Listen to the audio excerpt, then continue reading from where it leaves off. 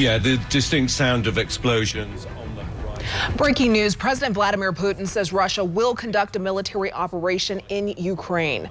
We're now joining an ABC News special report in progress. The darkest day has come to pass following this speech by Vladimir Putin. We decided to launch this special military operation, calling on the Ukrainian military to lay down its arms, talking about the denazification and demilitarization of Ukraine. I mean, judging by those words, this appears to be the worst case scenario. Potentially, we have to wait and see. Not just forces moving into the east to these rebel-held areas, but potentially moving on other parts of the country. This seems to be a much larger ambition. It's no longer just about the Donbass, this industrial heartland in the east of the country. It doesn't really seem to be just about Ukraine per se. He again warned foreign countries not to interfere. He talked about NATO expansionism. And I think there you have it, really, what Vladimir Putin is really concerned about restoring the might of Russia at the expense of the people of Ukraine. The Ukrainian president has spoken 3 times over the last 3 nights. He's been very clear that he will not leave the capital, Kiev, despite being instructed to do so by the Americans, or suggested that he do so by the Americans, that he and the people will stand and fight. And that's what we've been hearing from the Ukrainian military and from people who were called up in the last few hours. They've gone from being civilians to now being soldiers having to fight on the front line. We have to wait and see what targets were struck here in Kiev. There have been reports of explosions in other areas. What is the military objective here? Stick with us here, Ian, because I'm getting word that we have some of what you've heard in the last couple of minutes here in Kyiv. Let's listen.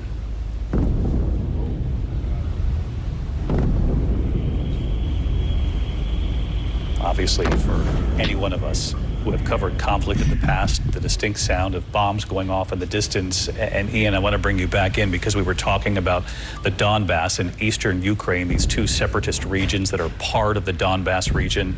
That's quite a ways from where you are in Kyiv. And so to hear these explosions where you are in Kyiv obviously leads to this larger question about how big the size and scope of this operation. Yes, absolutely, and that would be critical in terms of its bigger impact. I mean, in any case, whatever the scale of the military invasion that is now clearly underway, because President Putin has just announced it, is going to be devastating for this country. But if it is that larger invasion from Crimea in the south, this part of Ukraine that Russia annexed in 2014, and also from the east, again from the Russian city of Belgrade, its forces were gathered there. We felt that potentially they could move across into the east of the country, into the Donbass from there. And I think most worrying for the citizens of the capital from Belarus to the north, which is really only about 2 or 3 hours drive from the capital. That's unimpeded driving, of course. To get here, then that would be truly devastating. I mean, this is a large country, the largest country in Europe. All the warnings have been that you would see large numbers of casualties, large numbers of refugees. For those of you watching, Ian, thank you, and stay with us here. We'll certainly come back to you. For those of you watching, Vladimir Putin has just declared to the Russian people that a special military operation is now underway. He urged members of the Ukrainian forces to lay down their arms. He told other countries not to interfere. This Russian military operation that U.S. authorities in the West had warned was coming is now, in fact, underway. I want to bring in our chief global affairs correspondent, Martha Raddatz, also reporting in. She's in Lviv, Ukraine tonight. And Martha, what are you learning from your sources?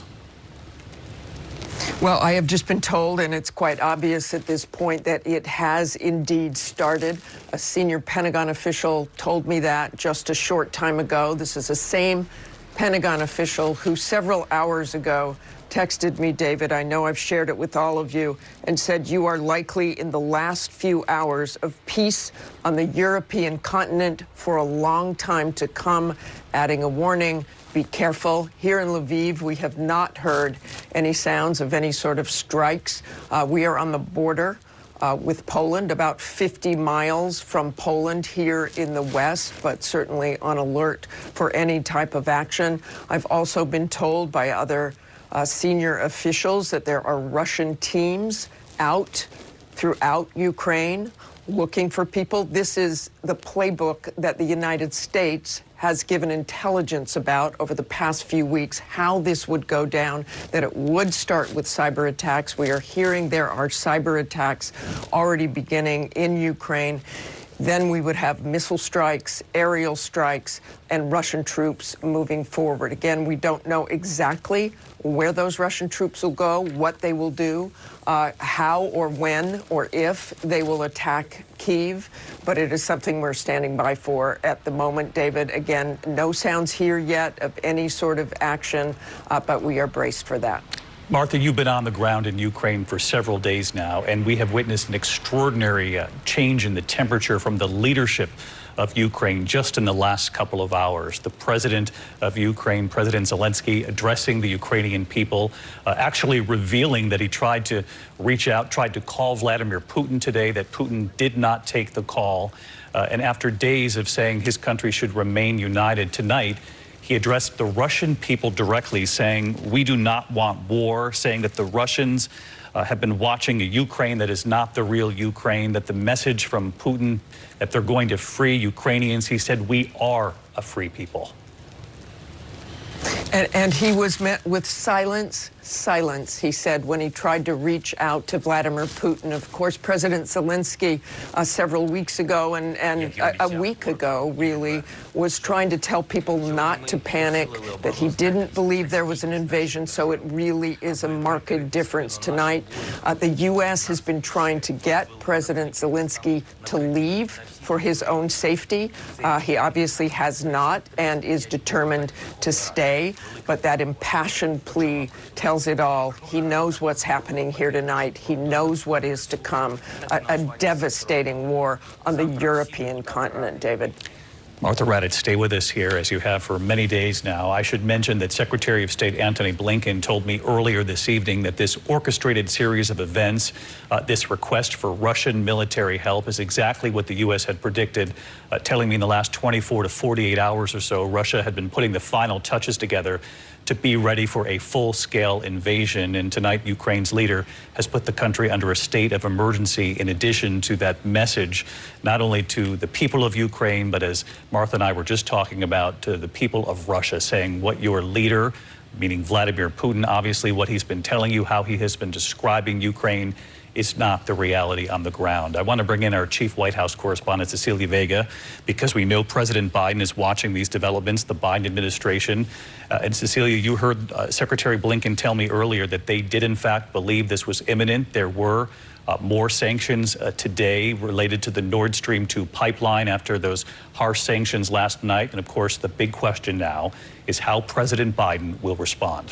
How and when, David, that is exactly right. We are waiting word from the president. We had been told by the White House earlier today that when they did believe this was a question of when this invasion would actually occur, that we would hear from the White House, from the president personally at some point after the fact. We do have a statement, a tweet from the press secretary, Jen Psaki. She says that the president is closely right now monitoring these developments there in Ukraine, that he's going to be receiving regular updates from his national security advisor, Jake Sullivan. He also just spoke with his UN ambassador, Linda Thomas Greenfield, before she addressed the United Nations General Security Council meeting, that emergency meeting, that remarkable split screen of these diplomats imploring directly Vladimir Putin to not go through with this. The UN Secretary General looking directly in the camera and speaking to Putin, saying, please, the world is asking you to not do this, while Putin was on the split screen there in Moscow, basically declaring war right now. We are still waiting, as we said, to hear from the president, David, but you have mentioned it. This White House repeatedly in the lead up to this has promised swift and severe sanctions if Vladimir Putin decided to go through with this. Now we wait. The ball had been in Vladimir Putin's court. He decided to make this move, and now we wait to see what this White House does with that. One thing the White House has been very clear about for many weeks now, Cecilia, is the fact that U.S. troops will not be sent into Ukraine. In fact, Jen Psaki, the White House press secretary, reiterating that again today, saying we have no plans to be at war with Russia or putting any military troops on the ground in Ukraine to fight Russia, as we continue to hear more explosions in the background there in Kyiv, Cecilia.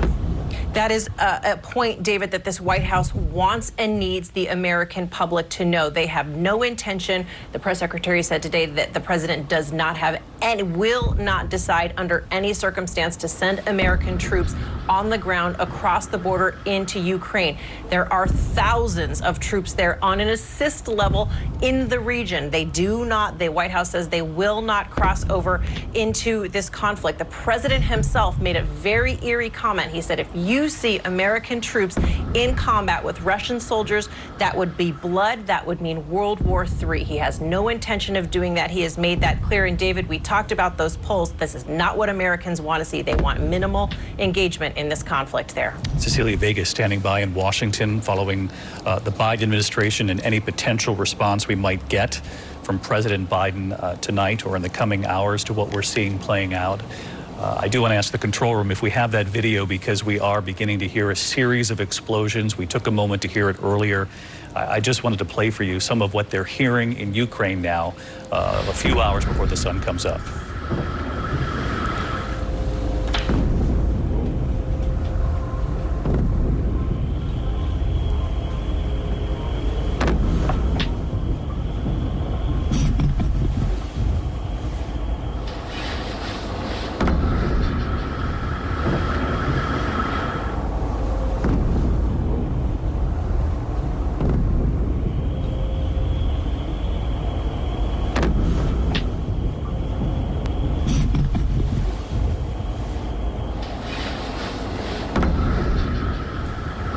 It is 5:23 in the morning in Ukraine. The sun has not come up. We had been told by senior defense officials with the U.S. that likely this operation would begin under the cover of darkness. We'd also been told that they are expecting some difficult weather in the coming days and that likely Vladimir Putin would move in this particular time period, given the weather conditions on the ground and before sunrise allows them to get this operation started before the Ukrainian people have a chance to recognize what's playing out in their own country. We do know that Western journalists in Kharkiv, now this is a city, it's the second largest city in Ukraine, it's north of the Donbass region, that they are also hearing explosions there as well. And so we have Ian Panel in Kyiv, of course the capital of Ukraine, where they're hearing explosions in Kharkiv, and you can see it on the map there. If you look just off to the right, you can see the Donbass, those two regions that were suddenly declared independent by Vladimir Putin in the last couple of days. Those are in that area right there. It was suspected that it was most likely that Russian troops that had amassed along the border, 150,000 troops or so in the north, the east, and the south, but there in the east, that they would enter the Donbass region. The big question was whether or not this operation would be much larger than that. The fact that you're hearing explosions in Kyiv, and again, just north of that region, you can see it there on the map, Kharkiv, would signal that this operation is a large one. We don't know if it's as large as U.S. authorities had feared, but it is certainly much larger than just simply entering the Donbass from the east. I should mention that we've also learned tonight that civilian flights over Ukraine have been restricted, particularly over northeastern Ukraine there. This is believed, the restriction came after a warning from Russia to flights entering these areas that they do so at their own risk. We also know that a no-fly notice had been issued for the Kharkiv airport. That's the city just to the north of the Donbass, where I said they're hearing explosions as well at this hour. As I mentioned, the second largest city in Ukraine, after the Ukrainian military reported Russia may target Kharkiv in an attack. And in fact, tonight, these explosions would signal that, in fact, is the case. You heard Martha mention earlier that U.S. authorities had urged President Zelenskyy to leave Kyiv. But in addressing the Ukrainian people, he made it very clear that he was staying put, at least for now. James Longman, our foreign correspondent in Moscow, listening to Vladimir Putin these last couple of days, his address to the Russian people, making the case for moving in, declaring those two separatist regions independent. And James, Vladimir Putin coming back on television in Russia just tonight, declaring a special military operation now underway. And he told Ukrainians to lay down their arms. That's right, David. And I think the choreography of this was really rather extraordinary. The timing of this message, just as the United Nations Security Council was meeting, and actually just as the gavel went down after the Russians stopped speaking, we heard those explosions in Kiev. They know how to send a message. This is about undermining international cooperation. That is what Vladimir Putin has sought to do for years. And he's done that because he wants to divide his enemies in order that he can carry out his objectives. And we heard in that statement he gave earlier today, that word denazification, a loaded comment there.